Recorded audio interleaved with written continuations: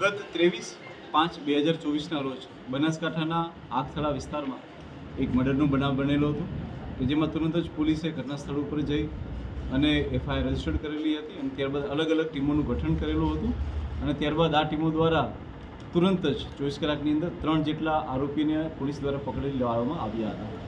હું આપ લોકોને આજે જણાવવા માગું છું કે પોલીસની જે અલગ અલગ ટીમો બનાવવામાં આવી હતી, આ ટીમોએ દિવસ રાત ટેકનિકલ એનાલિસિસ, ટેકનિકલ ઇન્ટેલિજન્સ અને હ્યુમન ઇન્ટેલિજન્સના માધ્યમથી અત્યાર સુધીમાં કુલ 13 જેટલા આરોપીઓની અમે અહીંયા આજરોજ અટક કરેલી છે.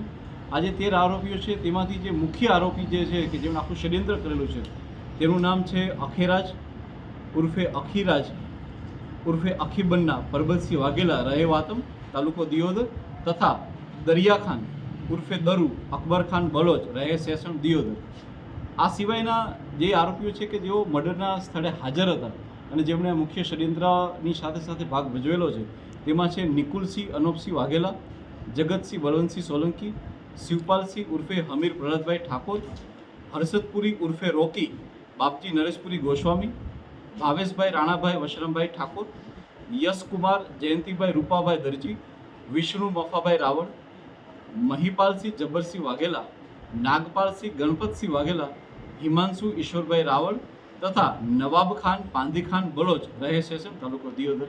આ તમામ લોકોની જે છે એ પોલીસે અટકાયત કરી છે. પોલીસે આ સિવાય જેટલા બી આરોપીની અટકાયત કરી છે તે લોકોના સ્પેસિફિક રોલ શું શું હતા તે બાબતનું બી નામદાર કોર્ટની સમક્ષ અમે લોકો ત્યાં જે છે એફિડેવિટ કરી રહ્યા છીએ અને એ તમામના પોલીસ દ્વારા જે છે એવિડન્સ પણ ગોતી લેવામાં આવ્યા છે.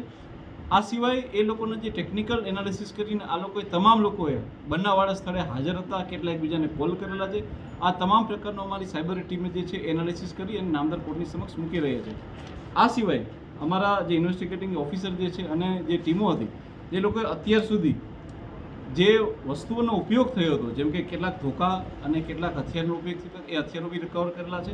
આ સિવાય આ ગાડીઓને રોકવા માટે એક પાટો કે જે લોખંડનો હતો અને તેની ઉપર જે છે એ ખીલાસળીનો ઉપયોગ કરીને પંચર પડી શકે એ પ્રકારનો લાંબો એક 4 ફૂટનો પટ્ટો બનાવવામાં આવ્યો હતો, તે પણ પોલીસે રિકવર કરેલો છે. એક શિકારી ગાડી હતી કે જે ઓપન જીપ્સી પ્રકારની હતી, તેને પણ પોલીસ દ્વારા રિકવર કરવામાં આવેલી છે. કુલ 4 બાઇક હતા આ બનાવની અંદર, એમાંથી 2 બાઇકને બી પોલીસ દ્વારા રિકવર કરી દેવામાં આવેલા છે.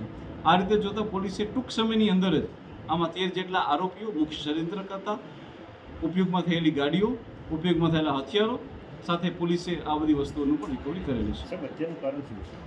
અત્યારનું જે મોટિવ હતા તે અલગ અલગ હતા, જેમ કે એફઆઈઆરની અંદર બી ઉલ્લેખ છે કે જે મુખ્ય આરોપી જે છે તેની પાસા થયેલી હતી અને તેના માટે થઈ અને તેણે વ્યક્તિઓની સામે એણે પોતાનો બદલો લેવો હતો. એ સિવાય જે બીજા કેટલાક લોકો છે કે જેની અંદર દરિયાખાન ઉર્ફે અકબરખાન બલોચ, નવાબ ખાન પાંદીખાન બલોચ, કે જ્યારે આ ગાડીઓ નીકળે છે તે એમની સાથે સાથે રહી અને જે માહિતી આપવાના કામગીરી કરે છે અને મુખ્ય ષડયંત્રમાં સામેલ છે. એમાં એ લોકોનું જે મુખ્ય કારણ હતું એ હતું કે કેટલાક લોકો જો આની અંદર એમને નુકસાન આવે કે આ થાય અને જે મુખ્ય આરોપી જે અખેરાજ દ્વારા એમની ઉપર હુમલો થાય તો જે ધંધાની હરીફાઈ હોય છે એ ધંધામાં એ લોકોને પોતે બચે અને એ લોકોનો ધંધો વધારે થઈ શકે. શું ધંધો હતો આ લોકોનો ધંધો જે છે પશુપાલનનો હોય છે. એ લોકો પશુઓને વેચતા હોય છે અને એ રીતે એમનો એક ધંધો ચાલતો હોય છે.